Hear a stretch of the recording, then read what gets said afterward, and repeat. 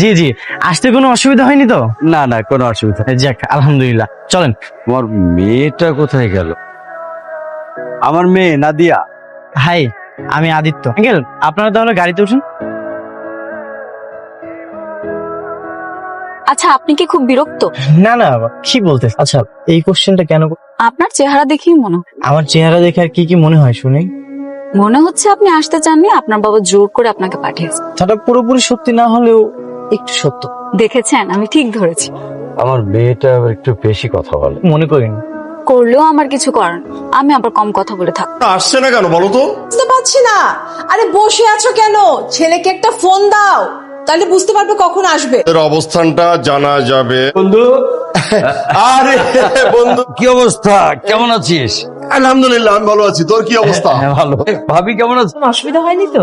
আরে না না, একদম না। তোর মেয়ে হ্যাঁ, মাশাআল্লাহ বড় হয়ে গেছে মামুনি। তোর ছেলে স্টেশনে একটা তরতাজা যুবক এসে সামনে দাঁড়ালো, আমি তো চিন্তাই। ওনাদের কথাবার্তা মনে হয় আজকে সারা দিনও শেষ হবে। আপনি আমাকে রুমটা একটু দেখিয়ে দিন। কিসের রুম? আমার থাকার রুম।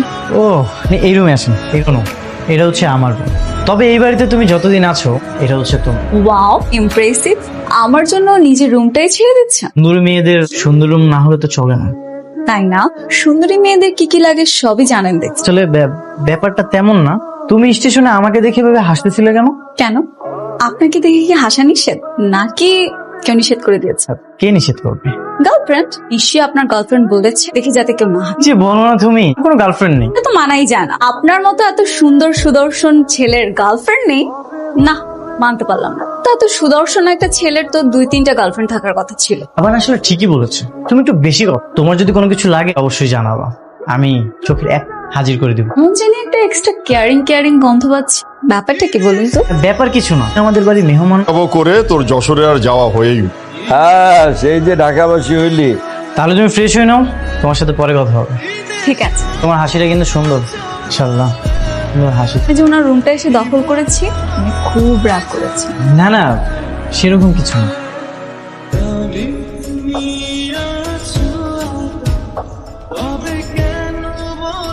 পড়ানো শেষ হবে আর আমাকে নিয়ে বাইরে যাবে। শেষ হলেই দুজন ঘাড় ধরে বেড়া। তাই নাকি? তারপর আপনার মুখ থেকে শুনতে ইচ্ছে করে।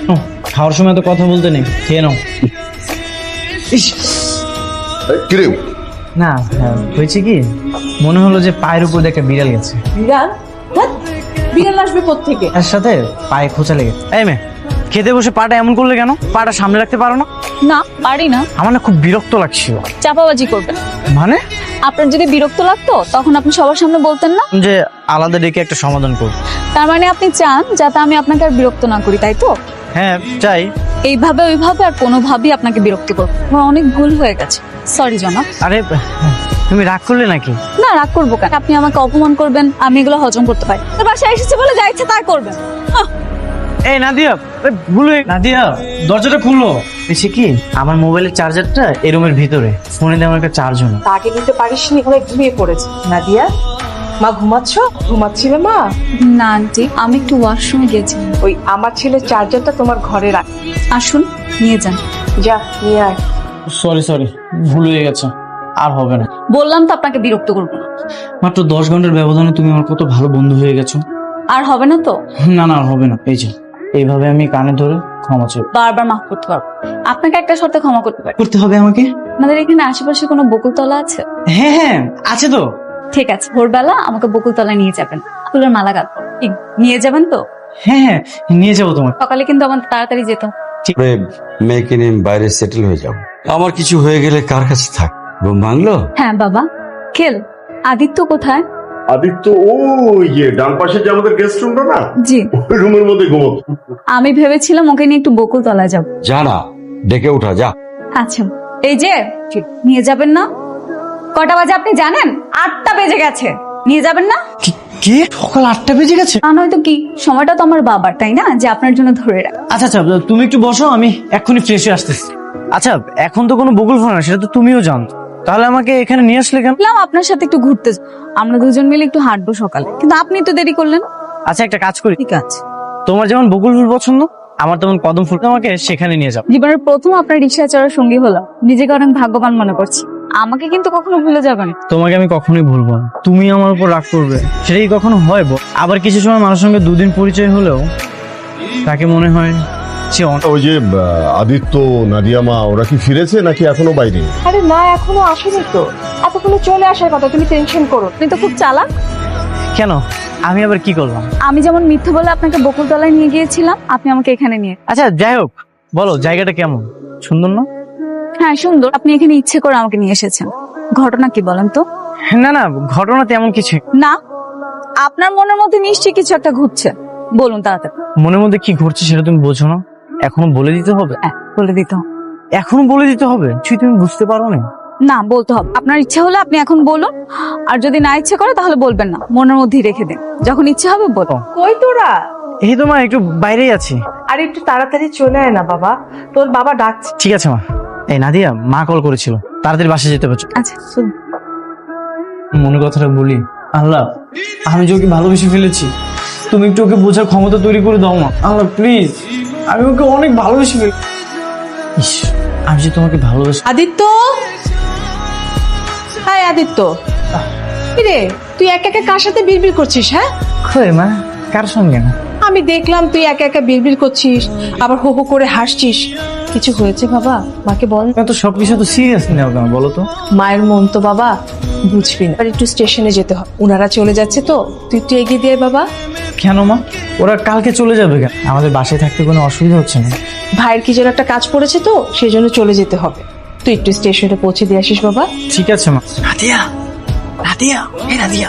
বন্ধু, তোকে আমি বারবার করে বলেছিলাম আমার বাসায় মানে ঢাকায় আসলে কয়েকটা দিন হাতে সময় করে আসে, মানে দু একটা দিন নাই যাইতে, এখন বলছিস আমি চলে যাব। আচ্ছা হলো তো, বাসা চিনে গেলাম, আবার না হয় চলে আসবো।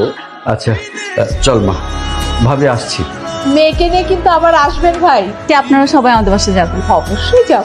মেয়েকে আবার ওই চুপি চুপি বিয়ে দিয়ে দিস না, মেয়ের বিয়ে ঠিক হলে আমাদেরকে দাওয়াত দিস, আমরা সবাই যাব। সবাই মিলে আপনার মেয়ের বিয়েতে চল। ঠিক আছে আঙ্কেল, চলেন, না হলে আবার স্টেশনে যেতে লেট। তোর যেতে হবে না, যাচ্ছি আমি, এগিয়ে দিয়ে আসছি। কেন বাবা? মা তো বললো আমি গিয়ে পৌঁছে দিই। আমি যাই, আমি আমার বন্ধুকে এগিয়ে দিয়ে আসি, আবার কবে দেখা হবে না হবে। চল যাই, চল। কিরে, মন খারাপ কেন? কি হয়েছে? নাদিয়া চলে গেছে তাই? না না, তেমন কিছু না। দুষ্ট ছেলে আমার, মা সব কিছু বোঝে। পাগল ছেলে আমার। দিলে পারতি। আরে বলার কি আছে? চলে যাওয়ার সময় আমার দিকে তাকিয়ে যেভাবে হাসতেছিল, আমি শিওর নাদিয়াও আমাকে ভালোবাসে। তা মেয়েটার নাম নাদিয়া বুঝি? ওর সাথে দেখা করতে ওর বাসায় চলে যায়, সামনাসামনি ওর সাথে কথা বললে তোকে সামনে দেখতে পেয়ে ও খুশিতে অজ্ঞান হয়ে পড়ে। গ্রামের বাড়ি তো যশোর। তাতে কি হয়েছে? সমস্যা কোথায়? সেখানেই চলে যা। বুঝছিস? হ্যাঁ, তোর পাখিকে পোষ মানিয়ে নিয়ে চলে গেছে। প্রকৃতি কখনো শূন্যস্থান রাখে না, কোনো না কোনো ভাবে সেটা পূর্ণ করে দেয়। ঠিক আছে, আমি তাহলে কালই চলে যাব যশোর। আমি ওর মনে সে শূন্যস্থান হব। বাসায় কি বল? ভাষায় যে কোনো একটা মিথ্যা কথা বলতে হবে। শোন, বাসায় বলবো যে আমরা সবাই মিলে পিকনিকে যাচ্ছি। নাম্বারটা ঠিক চিনতে পারছি না। রিসিভ করে দেখো কে। হ্যালো। হ্যালো নাদিয়া, আমি আদিত্য, আমাকে চিনতে পেরেছো? তো হ্যাঁ, চিনতে পেরেছি। কেমন আছেন? আর আপনি আমার নাম্বারটা পেলেন কিভাবে? তোমার নাম্বার আমি তোমার বাবার কাছ থেকে নিয়েছি। ও আচ্ছা, ভালো। আমি তো যশোর এসেছি, তোমাদের বাসায় কিভাবে আসবো সেটা বলো। বলেন, আপনি যশোরে? আচ্ছা, খুব ভালো করেছেন।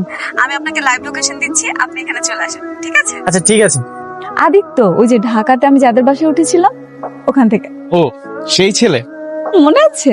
তাহলে ওকে এখানে আসতে বলার কি আছে? মাঝখানে থার্ড পার্সন আসার কি দরকার? আচ্ছা, উনি আসলে কি হয় এমন? সমস্যা কি তাতে? সমস্যা নেই, কিন্তু ওকে ডাইরেক্ট বাসার লোকেশন দিলেই তো হতো। ও বাসায় চলে। আচ্ছা, উনি তো এই জায়গাটা চিনে না, তাই না? আগে এখানে আসুক, আমি তোমাকে কথা দিচ্ছি, ওনাকে আমি বাসায় পাঠিয়ে দিই, ঠিক আছে? রাগ করেন না প্লিজ। কেমন আছো নাদিয়া? আছি, আপনি ভালো আছেন? ফার্স্ট টাইম তোমাদের যশোরে আসলাম, অনেক টায়ার্ড, আমি অনেক জার্নি হয়ে গেছে। ভালো আছে? হ্যাঁ ভালো আছি। বাই দ্য ওয়ে, পরিচয় করে দিই, meet my boyfriend Arif. Arif, উনি হচ্ছে আদিত্য, যাদের বাসায় আমি ঢাকাতে উঠেছি। Hello bro, hi. আসতে কোনো অসুবিধা হয়নি তো? না না, কোনো অসুবিধা। তো হঠাৎ করে সাডেনলি যশোর আসার প্ল্যান, নাকি আমাদের বাসার উদ্দেশ্যে আসলো? ক্যান্টনমেন্টে আমার মামার কাছে এসেছিলাম একটা চাকরির জন্য, তাই ভাবলাম যে এই সুবাদে তোমাদের সাথে একটু দেখা করব। খুব ভালো হয়েছে, বাবা আপনাকে দেখলে খুব খুশি হবে। বাসায় যাবে না? হ্যাঁ, না, এত দূর থেকে ঢাকা থেকে এসেছে, আমার মনে হয় এখন একটু বাসা যাওয়া উচিত। তুমি রাগ করো না প্লিজ, আমরা না হয় আবার বিকালে দেখা করব, প্লিজ প্লিজ। যাও। আসি। বাবা, দেখো কাকে নিয়ে এসে। এ আদিত্য, তুমি? তোমার বাবা মা এসেছেন? না আঙ্কেল, আমি একা এসেছি, ভার্সিটির একটা অ্যাসাইনমেন্টের জন্য এসেছি। ফ্রেশ হয়ে নাও, কথাবার্তা পরে। আমা নিয়ে যাও। আঙ্কেল, আমি কিন্তু আজ বিকালে চলে যাই। এত তাড়া থাকলে তো হবে না, এসেছেন, যাওয়ার কথা পরেই চিন্তা করা যাবে, তাই না বাবা? একদম ঠিক। হ্যাঁ বন্ধু বল। তোর ছেলে যে আমার এখানে আসবে সেটা আগে বলবি না? আমার ছেলে যশোরে? এই তো আমার বাড়িতে। কখন গেল? বলে গেল যে ও নাকি বন্ধু বান্ধবের সঙ্গে পিকনিক করতে যাচ্ছে। আপনি কি সত্যি সত্যি বিকালে চলে যাবেন? হ্যাঁ, যে কাজের জন্য এসেছিলেন সে কাজটা কি হয়েছে? সে কাজটা অনেক আগেই হয়ে গেছে, আমি জানতাম না, বোকা। এই কাজটা এখন আর আমার করতে হবে, অলরেডি হয়ে গেছে। তাহলে তো ভালোই হবে, পুরো শহরটা আপনাকে ঘুরে দেখাবো।